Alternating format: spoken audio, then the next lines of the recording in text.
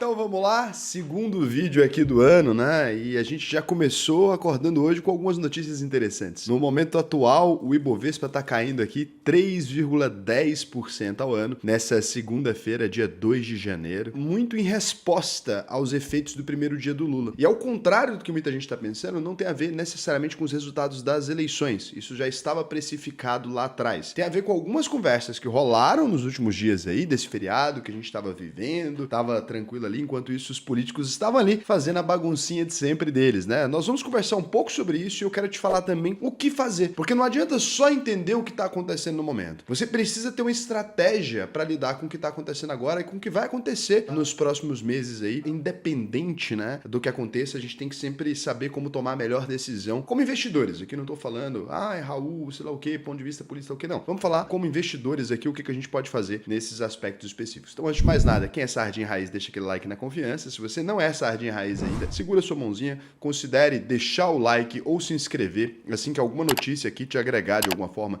te trouxer um conhecimento que você ainda não tinha. Aí você fala, pô, vou me inscrever ou talvez não nesse canal desse cara. Vou pedir desculpa pra vocês por não estar no cenário clássico lá do Investidor Sardinha, mas é porque ainda estou aqui em ritmo de férias, vou ficar assim por mais uns dias. Eu gravo todos os dias, mas às vezes gravar aqui de casa é um pouquinho mais confortável, pelo menos nesse período de feriado, tá bom?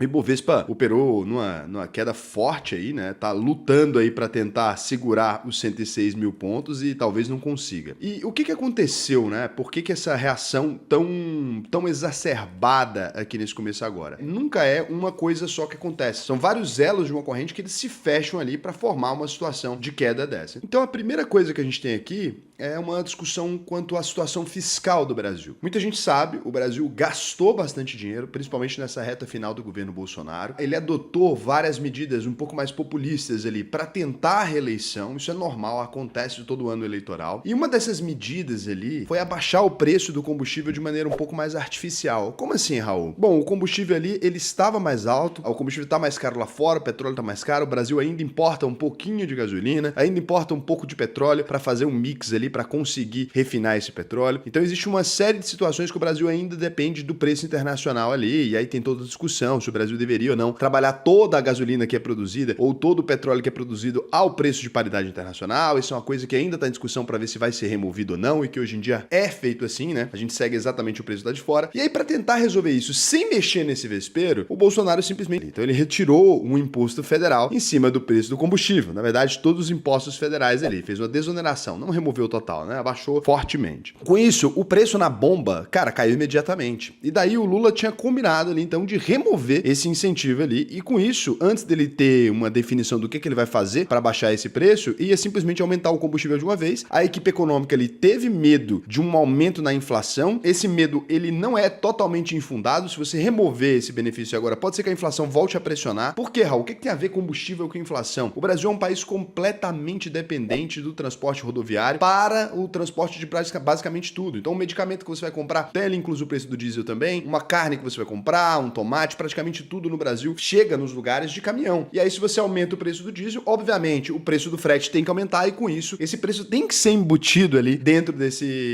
do preço final do produto. E com isso a gente acaba tendo ali um aumento, né, vertiginoso no preço das coisas. Então, para tentar conter isso aí, Lula ali chegou no Haddadzinho e falou que vem cá, Andrade, me dá um abraço. Como é que a gente faz com isso? O Andrade deve ter recomendado para ele, falou, pô, segura aí o preço um pouquinho mais, segura com o ICMS até a gente pensar no que fazer. Só que com isso, a gente tem uma arrecadação menor para a União. Se a gente tem uma arrecadação menor para a União, a gente tem menos imposto ali entrando no país e o Brasil tá gastando mais. Então, se a promessa do governo do PT é gastar mais e se a arrecadação vai continuar a mesma ou diminuir, nesse caso aqui é uma redução de arrecadação, não foi criada por eles, mas é uma redução porque agora é governo Lula, né? Então, esse problema, essa pica, não é mais do Bolsonaro, essa pica já é a do Lula agora, ele precisa se virar com isso. Isso aqui, essa prorrogação desse período, já deixou a galera assim meio, putz, isso aqui pode ser complicado, hein? A gente tá na situação aqui e tal. E aí, somando a isso, né, que fez também, que puxou também, Petrobras caiu bastante, Banco do Brasil caiu bastante, várias empresas caíram bastante, mas somando a esse discurso aqui, o que deixou um clima um pouco mais tenso ainda? A gente tem ali algumas falas do Lula sobre como as estatais devem ser indutoras da economia. Então, assim, ele começou a falar sobre como que o BNDES, como que a Petrobras, como que o Banco do Brasil, eles têm que estar ali alinhados não ao interesse do mercado, mas alinhados ao interesse da população de modo geral. E aqui tem uma discussão muito ampla acerca disso. Em partes, eu consigo entender, e não tô falando nem o Lula, eu consigo entender uma parcela da população que defende o seguinte, olha, se existem empresas estatais, como a Petrobras, por exemplo, é uma estatal, ou o Banco do Brasil é uma estatal, essas empresas que foram fundadas com dinheiro do povo brasileiro, etc., elas deveriam atender aos interesses do povo brasileiro. Cara, eu concordo. Só que aí quando você transforma essas empresas em empresas de capital misto, então você chega pro mercado e fala assim, olha, eu preciso de dinheiro aqui para fazer alguns investimentos, etc., e com isso eu vou te vender uma parcela dessas empresas aqui, e obviamente você está esperando, né, investir nessas empresas, receber um retorno no futuro. A partir desse dia, fica um pouco mais complicado você defender, né, que essas empresas, elas têm interesse simplesmente público, porque elas passam a ter um interesse privado também, daqueles investidores que colocaram dinheiro. Se não tem interesse em atender aos interesses desses investidores, o melhor que pode ser feito é não vender ações dessas empresas, é não colocar essas empresas no mercado. E nesse ponto, tanto o PT, quanto o PSDB, quanto o PL do Bolsonaro, todos eles venderam participações dessas empresas. Aí não adianta falar, essas empresas é do povo brasileiro se você vendeu elas. É importante saber que ou uma empresa, ela vai ser estatal, ela vai ser de capital misto, mas se ela é de capital misto, é óbvio que os investidores vão pressionar, vão procurar por melhores condições para eles. Porque imagina o seguinte, só para você entender mais ou menos como é que esse diálogo funciona. Eu tenho aqui uma padaria e eu fabrico pães todos os dias e tal, e eu tenho uma padaria numa região. Eu decido aqui em algum momento, tô faturando lá meus R$1 milhão,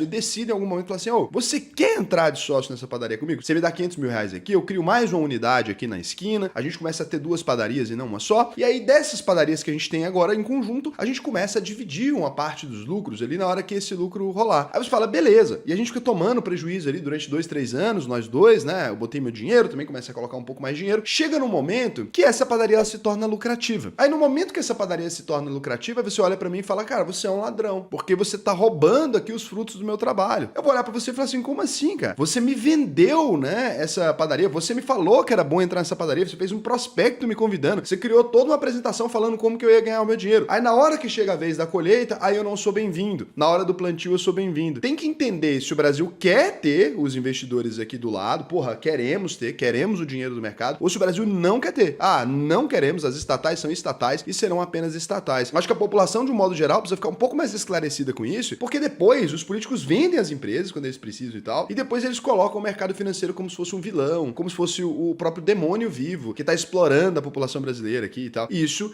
é um famoso papinho, né? Aí o ministro da Fazenda, que é o Haddad, vou chamar ele de Andrade, que eu acho mais chique. Minha avó achava que o nome dele era Andrade, eu fiquei com isso na cabeça pra sempre, acho muito mais fácil que Haddad, né? Então ele afirmou na segunda-feira aí que quer esperar a posse da nova diretoria da Petrobras para tomar uma decisão sobre os combustíveis, uma indicação de que o novo governo pode vincular ações da empresa com políticas de preço. Agora, pode vir, né, a política econômica que o Fernando Haddad aí, ele vai querer tocar na Petrobras ali, tá esperando o novo presidente ser nomeado ali, a nova diretoria e tal da Petrobras ser nomeado para poder organizar isso. O que que acontece? Por que isso aqui também é uma notícia que pressiona? O mercado, ele precisa de certezas, mesmo que sejam certezas falsas. Ele não gosta de lidar com uma mudança de cenário a cada segundo. Então o que o mercado precisa, no fim das contas, é de previsibilidade. Se eu tenho aqui uma empresa e eu preciso fazer um investimento, né? Olha, eu vou contratar 50 pessoas porque a gente vai conseguir vender tantas tomadas e dessas tomadas a gente vai faturar tanto, eu posso contratar mais 25 pessoas, fazer mais tantas tomadas e tal. Se essa previsão, ela fica fácil de ser feita, se é assim, olha, a moeda não tá oscilando tanto, o mercado não tá mudando tanto de mão, etc., a gente consegue trabalhar dentro desse consenso, por pior que seja o cenário, a gente consegue se organizar. Agora, quando começa a falar assim, olha, amanhã a tomada custa R$2, no outro dia pode custar 5, no outro dia pode custar 1, no outro dia pode custar 10, você pode ter 9 vezes mais lucro, nesse cenário,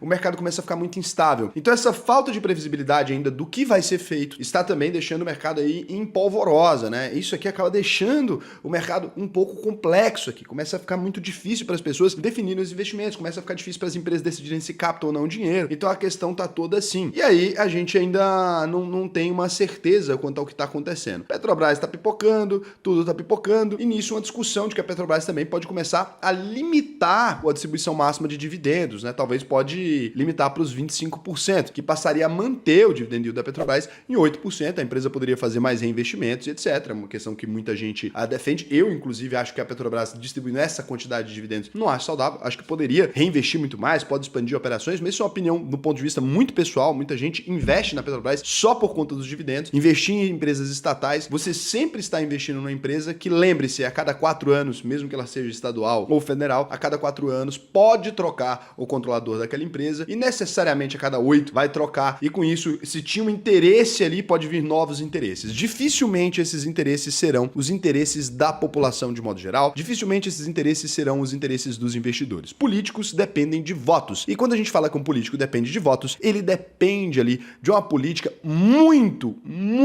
mas muito populista, porque ele precisa trabalhar com como que eu uso a máquina do Estado para ganhar mais votos na próxima eleição. Eles já entram ali num mandato pensando no próximo. Todo bom político, né, é assim, o cara já entra e fala, porra, ganhei esse ano, o que que eu faço para os próximos anos? Nesse cenário, o que que a gente pode fazer, que é o que realmente interessa? Qual medida você pode tomar como investidor? O que que você pode tomar que te protege das maldades do mundo, né? A gente tem 4 bases aqui daquilo que a gente pode utilizar como sistema protetivo, como um sistema funcional e como algo que vai fazer o seu patrimônio evoluir, independente do cenário, para o longo prazo, não se preocupando com esse tipo de coisa. A primeira base é você trabalhar com o conceito de diversificação. A diversificação, ela é quando você investe tanto em renda fixa quanto em renda variável no Brasil e no exterior. Deu errado o cenário nacional aqui, as empresas naquele ano específico não estão registrando o crescimento que você gostaria, não estão registrando aquele crescimento esperado. Cara, que massa, você tem investimento no exterior, você tem investimento nos Estados Unidos ali, o mercado de lá pode estar tranquilo, pode estar um mercado melhor, pode estar em crescimento. Se o Brasil, ele começa a andar mal ali, o dólar se fortalece em relação ao real, então você sempre tem esse equilíbrio. Aí você não vai ficar esperando sei lá quantos anos para poder usufruir do seu patrimônio. Então essa diversificação é extremamente necessária. Lembre-se que no Brasil, boa parte do tempo, a renda fixa ela paga até mais do que a renda variável durante vários anos seguidos, né? Então isso é uma das bases que você pode utilizar para se proteger muito bem, é diversificar nas mais diferentes formas, ter sim investimento que protege contra o IPCA, vai que a inflação descontrola, ter sim investimento atrelado ao pré-fixado, vai que o Brasil vai bem, agora os títulos de pré-fixado foram emitidos a 17% no ano passado, como que a gente fez. Então isso aqui monta a cadeia protetiva para você. Nunca acredite na história de quem é monoativo, né? Ah, só fundo imobiliário, só ações, só sei lá o que. Não, é uma carteira que tenha absolutamente de tudo. Não fica nessa dos profetas do apocalipse que o Brasil vai acabar e não ter ações e sei lá o que, porque isso é uma ideia boba. Segundo ponto, aproveitar muito bem o desenho das quedas e das crises. O que que acontece? O mercado, ele é muito reativo. O mercado,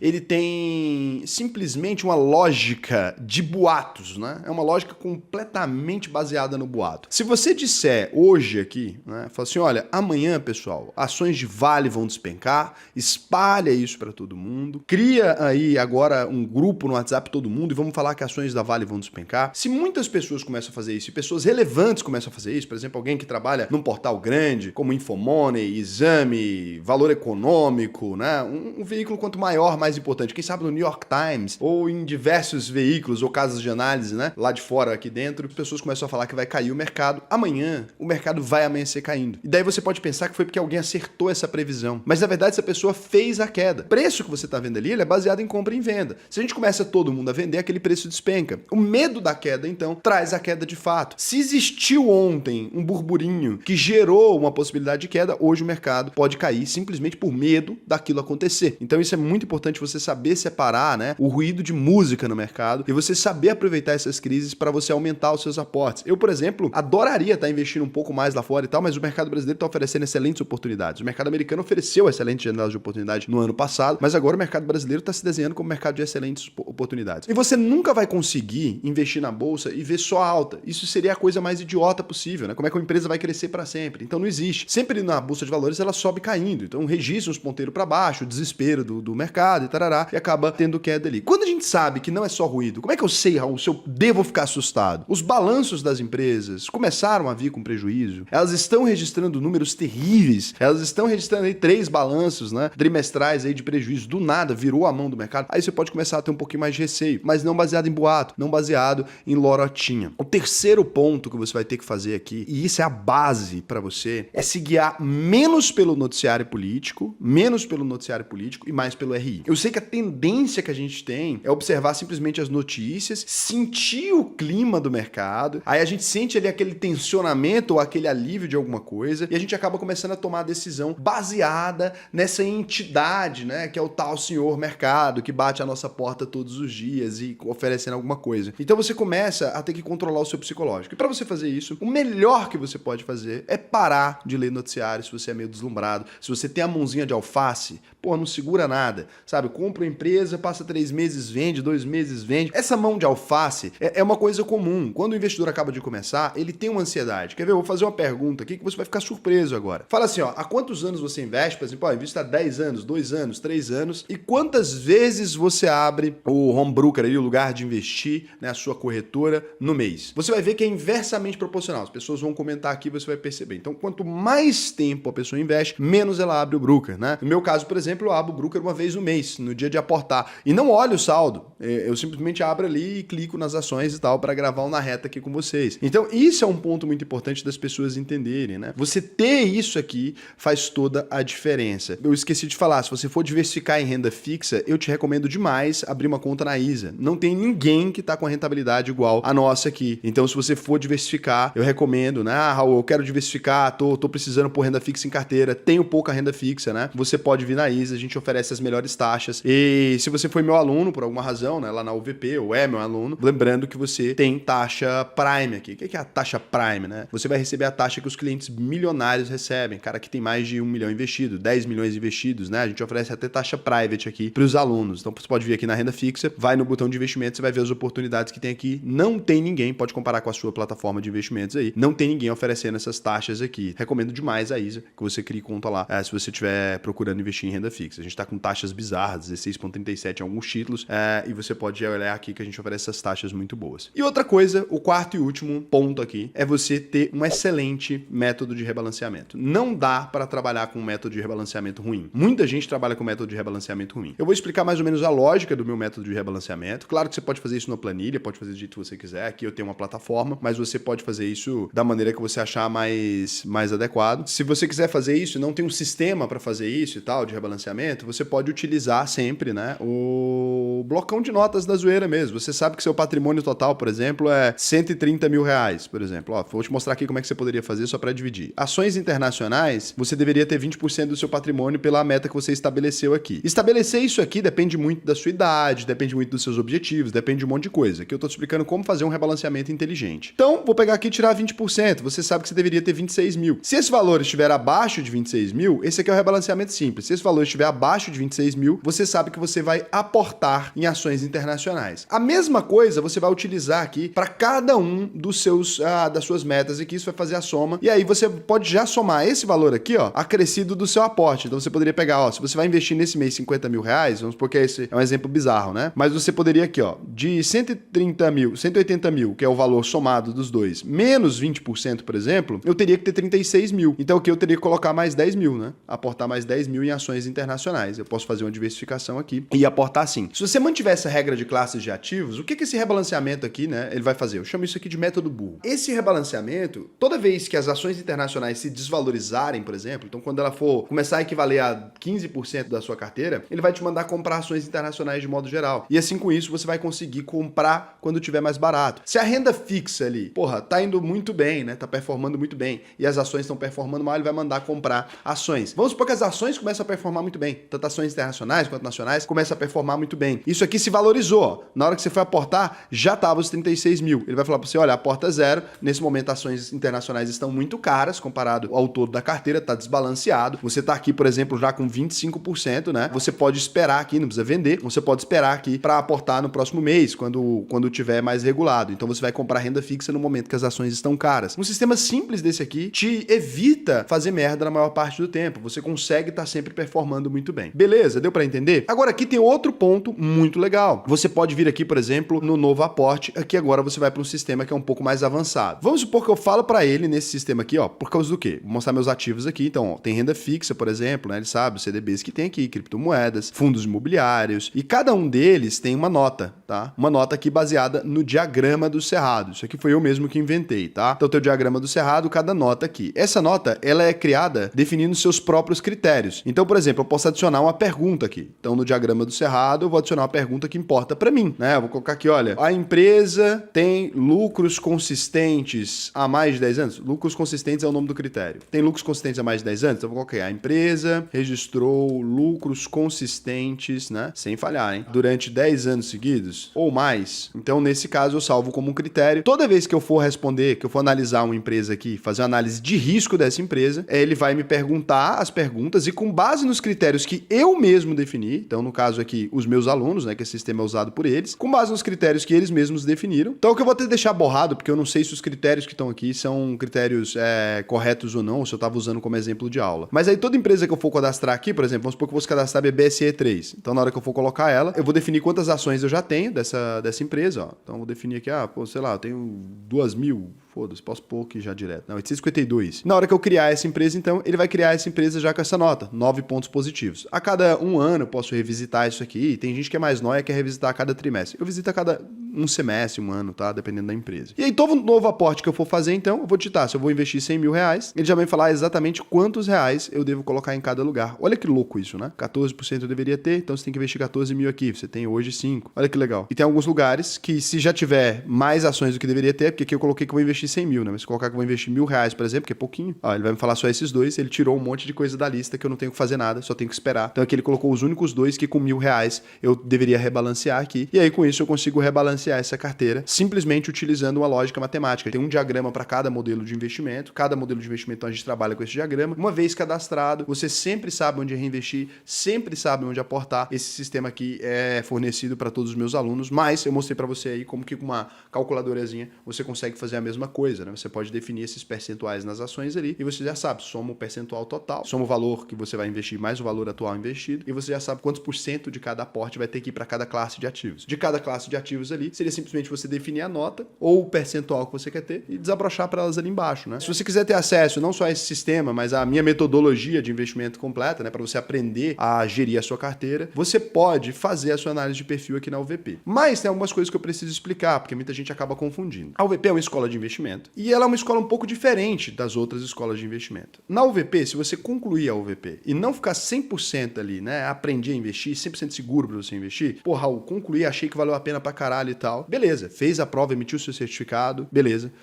Então a gente considera que foi justo. Se você falar, não aprendi a investir, cara, não aprendi, sei lá como que isso ia acontecer, se ia ser a primeira pessoa na história. Você falar que não aprendeu a investir, a gente devolve 100% do seu dinheiro. Então, antes de aceitar um aluno na UVP, a gente passa aqui por um processo seletivo mesmo. Você vai vir aqui e vai responder algumas perguntas para mim sobre o seu dinheiro hoje, sobre como que está seu patrimônio, sobre uma série de critérios. Se você não tiver alinhado, né, com aquilo que a gente acha que é uma pessoa que poderia aproveitar bem a UVP, a gente não vai aceitar o seu dinheiro, não vamos aceitar você como aluno, e aí você pode continuar assistindo os vídeos gratuitos aqui até chegar no momento que você está pronto para vir para cá. Então a gente busca muito esse alinhamento, né? Professor, aluno, escola, aluno, para que a gente não tenha esse constrangimento ali. Você já instantaneamente tem acesso a sistemas, tem acesso a uma plataforma que vai te dar mais rentabilidade e tal, só que a gente realmente avalia cada aluno. Raul, isso aqui é brincadeirinha, aprova todo mundo, responde merda aqui para você ver se você vai aprovado. A única coisa que vai acontecer é que o pessoal vai te chamar ali e vai falar para você, olha, infelizmente a gente tem uma falta de fit com você e tal. A gente não cobra conhecimento, nenhum conhecimento prévio. Se você não sabe nada de investimento, eu te ajudo do mesmo jeito. O que eu cobro aqui é que você tenha os mesmos objetivos que eu. E se você quiser saber se a UVP é foda mesmo, você vai escrever a UVP no Reclame Aqui. A gente é a única escola de investimento hoje do Brasil, a única que não tem reclamação no Reclame Aqui, cara. É muito orgulho pra gente fazer o trabalho que a gente faz. Olha só, a única reclamação é reclamando porque ninguém reclama, né? É isso, é por isso que tá aqui desse jeito. É só isso, a UVP está sendo injustiçada, são as duas reclamações que tem. A gente se orgulha muito disso, mas para isso a gente precisa manter realmente um pouco de filtro aqui, né? Um pouco de filtro nessa entrada. Eu sei que não é legal criar barreiras e tal, ainda mais no momento que todo mundo quer seu dinheiro, Raul é o babacão, mas isso aqui é porque a gente também tem a comunidade, então a gente garante que todos os alunos que estão aqui estejam alinhados com a gente. Existe uma rede social só dos investidores da UVP, cara? Existe, né? A gente tem aqui nosso próprio rolê, a galera troca uma ideia, é isso que a gente trabalha aqui, tá bom? Beijão pra vocês e até o próximo vídeo.